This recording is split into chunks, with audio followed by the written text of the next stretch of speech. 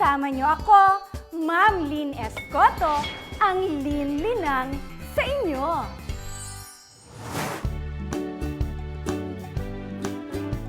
Halina, halina, ating tuklasin.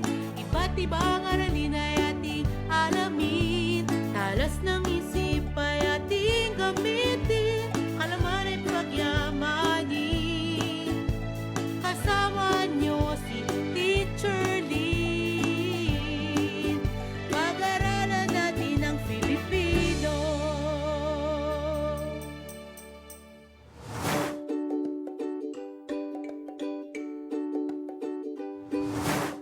Noong nakaraan nating pagkikita, tinalakay natin ang ilan sa mga paalala at babala na ating nakikita sa ating paligid. Ibinigay kong takda sa inyo na alamin ang iba pang mga babala o paalala na nakikita ninyo sa iba't ibang lugar at ano ang mensahe ng mga ito. At yan ang ating tatalakayin sa araw na ito. Panibagong araw, karagdagang kaalaman na naman ang hatid ni Ma'am Lynn sa inyo.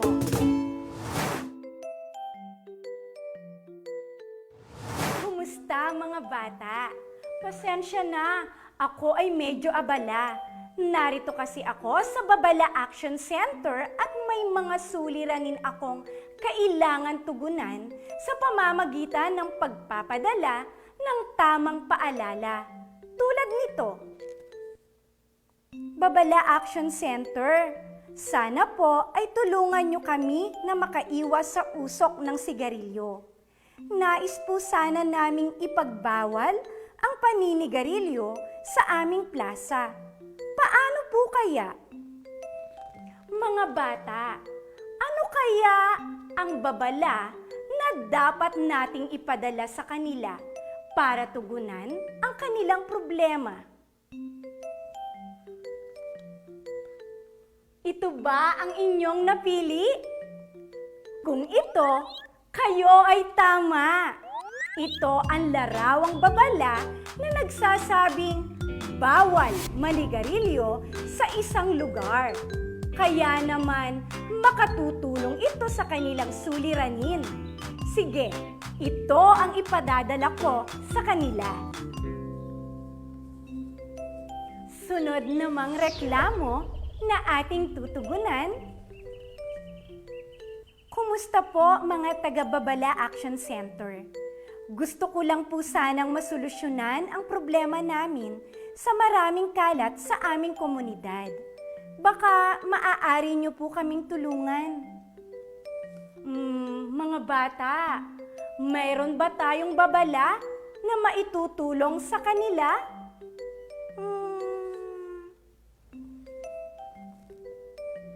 Eto ba? Aba, tama!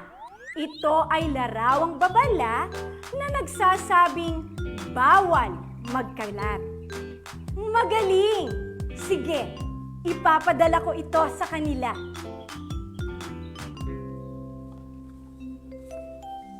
Ano naman kaya ang suliranin na sunod nating babasahin? Babala Action Center, gusto ko lang sana masolusyonan ang problema namin dahil laging may nag-iiwan ng sasakyan sa tapat ng aming bahay. Baka maging sagabal ito sa aming daan, lalo na sa oras ng emergency. Nako, madali lang yan. Gamit ang babalang ito, malalaman ng ibang tao na bawal pumarada sa tapat ng bahay nyo. Ano kayang simbolo ang tinutukoy ko?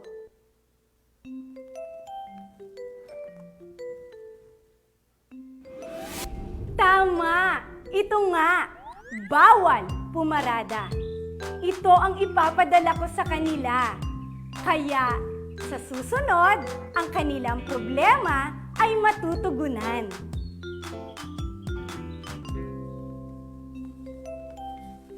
Susunod, mahal naming Babala Action Center. Kami po ay mula sa simbahan ng aming bayan. Gusto lang sana namin maiwasan ang pagbusina ng mga sasakyang dumaraan sa simbahan para hindi makaabala, lalo na pag may misa. Matutulungan niyo po kaya kami? Nako, syempre naman po, may babala tayo para dyan. Alam niyo ba kung ano, mga bata?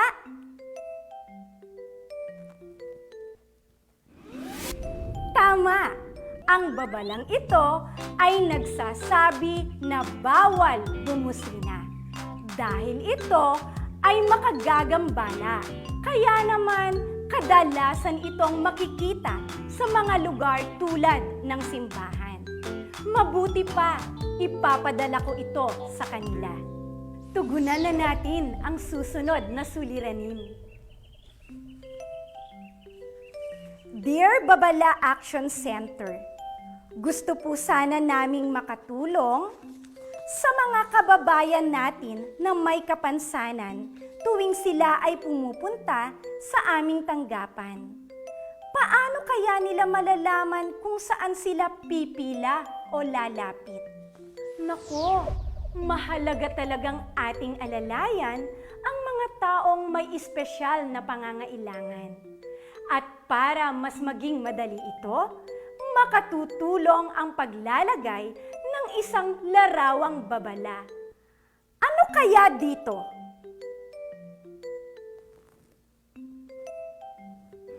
Tama! Ito ay isang babalang paalala na ang particular na lugar na iyon ay nakalaan para sa may espesyal na kalagayan upang bigyan sila ng prioridad at masigurong maging ligtas sila. Sige, ipapadala ko ito sa kanila. Ito na ang huli nating reklamo. Babala Action Center, maaari niyo po kaya kaming tulungan para mas maging ligtas ang pagtawid ng mga tao sa aming kalsada at maiwasan ang aksidente?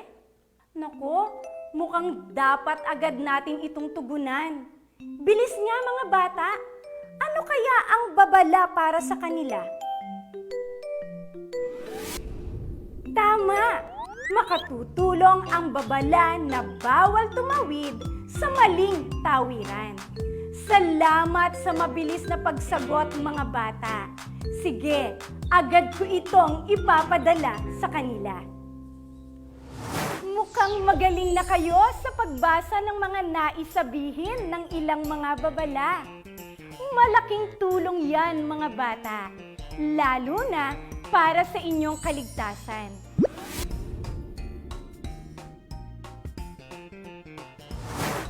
Ngayon naman, subukin natin kung inyo ring mababasa ang mensaheng sinasabi ng mga sitwasyong aking ibibigay. Piliin lamang ang letra ng tamang sagot. Magsimula na tayo. Una, itinatapon ng kapatid ko ang balat ng saging sa tamang basurahan. Kaya siya ay sumunod sa letrang A, mag-segregate ng basura.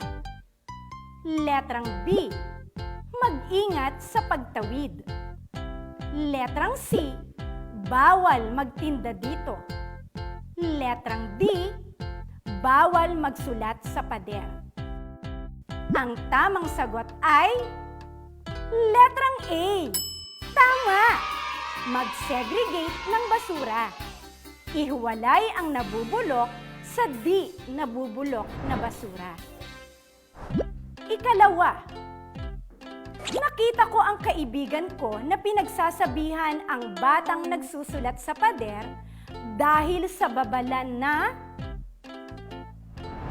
letrang A, mag-segregate ng basura. Letrang B, bawal magsulat sa pader. Letrang C, tumawid sa tamang tawiran. Letrang D, bawal magtinda dito. Ang tamang sagot ay letrang B, Mahusay! Ikatlo, tumitingin sa kaliwat kanan ang mga tumatawid na tao sa daan upang maiwasan ang disgrasya. Kaya, letrang A, mag-segregate ng basura. Letrang B, mag-ingat sa pagtawid. Letrang C, bawal magsulat sa pader. Letrang D, bawal magtinda dito. Kung ang sagot mo ay letrang B, tama ang iyong sagot. Magaling! Ika-4. Nakita ko ang isang lalaki na nagmamadaling maialis ang kanyang sasakyan dahil sa babalang ito. Ano ito? Letrang A, mag-ingat sa pagtawid. Letrang B, mag-segregate ng basura. Letrang C, bawal pumarada dito. Letrang D, bawal magtinda dito. Ang tamang sagot ay letrang C. Magaling! Bawal pumarada dito. Ika-5. Ang nagtitinda sa tabi ng simbahan ay hinuli dahil nilabag niya ang ordinansa ng barangay na letrang A, mag-segregate ng basura. Letrang B, mag-ingat sa pagtawid. Letrang C, bawal magsulat sa pader. Letrang D, bawal magtinda dito. Tama! Letrang D ang tamang sagot. Nakuha niyo ba ang tamang sagot? Mahusay! Masaya ako at mukhang nakuha niyo na ang mensaheng nais ipabatid ng iba't ibang sitwasyon. Halina tayo at magbalik-aral sa ating mga natutuhan.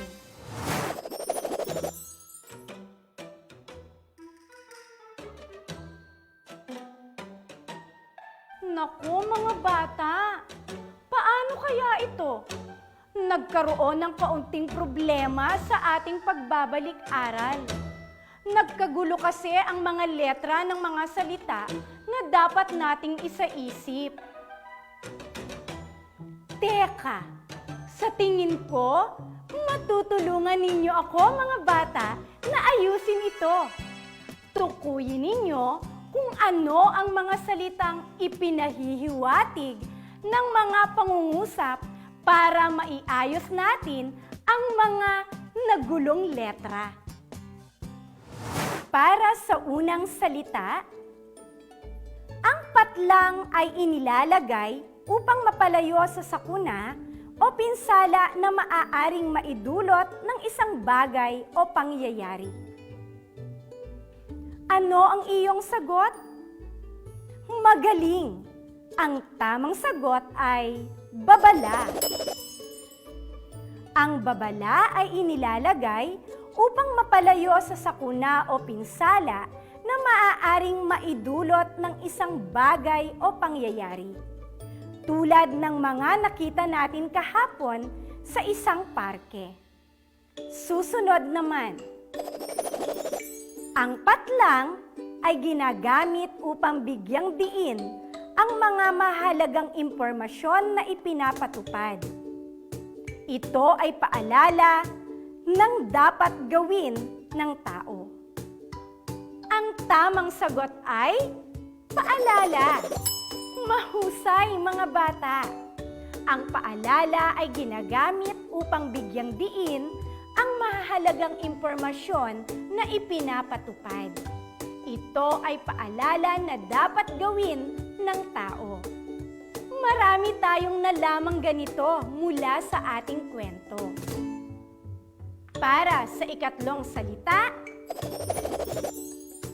upang mas maunawaan at patlang ng maayos ang nabasang babala o paalala na nakikita sa mga pampublikong lugar, mahalagang sundin ang mga ito. Ang tamang sagot ay maipahayag. Tama na naman kayo, mga bata! Upang mas maunawaan at maipahayag ng maayos ang nabasang babala o paalala na nakikita sa mga pampublikong lugar, mahalagang sundin ang mga ito. Kaya naman tandaan ninyo ang mga babala na ating natutuhan. Para sa ika-4 na salita, basahin at unawaing mabuti ang nababasang patlang. Ang tamang sagot ay impormasyon. Mahusay, mga bata! Basahin at unawaing mabuti ang nababasang impormasyon.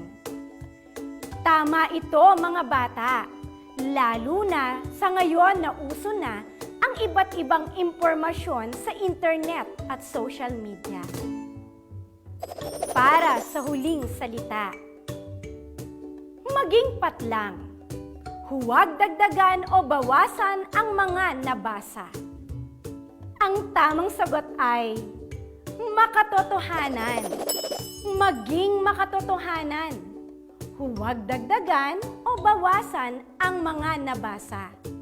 Mahalaga ito, mga bata, dahil ang pagkalat ng maling impormasyon ay maaaring magdulot ng kaguluhan o kapahamakan.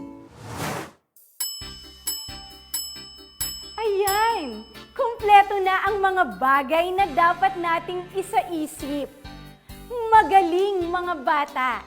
Naibigay ninyo ng mahusay ang mga tamang salita. Bigyan ang inyong sarili ng palakpak. Natutuwa ako at marami kayong natutuhan ngayong araw. Samahan niyo muli ako sa susunod para sa panibagong aralin at gawain para sa inyong pagkatuto. Kaya laging tumutok dito lamang sa asignatura kung saan Filipino ang bida. Muli, ako si Ma'am Lynn na nagpapaalala lagi sa inyo, walang bagay na mahirap sa taong may pangarap. Hanggang sa muli!